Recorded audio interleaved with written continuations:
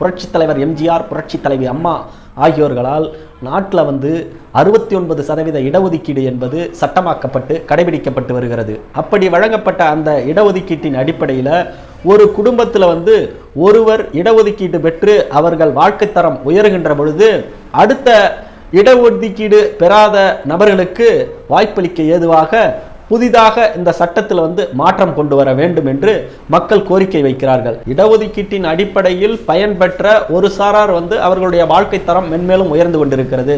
இந்த இடஒதுக்கீட்டு அடிப்படையில் வாய்ப்பு கிடைக்காத ஒரு சாராருடைய வாழ்க்கை தரம் மென்மேலும் குறைந்து கொண்டே இருக்கிறது.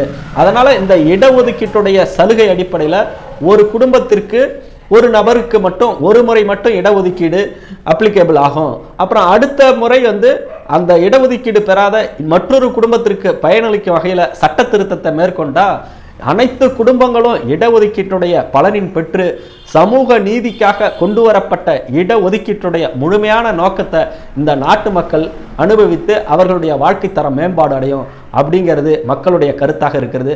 அப்போ ஆளும் டிவிகே அரசு இந்த இடஒதுக்கீடு சட்டத்தை திருத்தம் செய்ய வேண்டும்.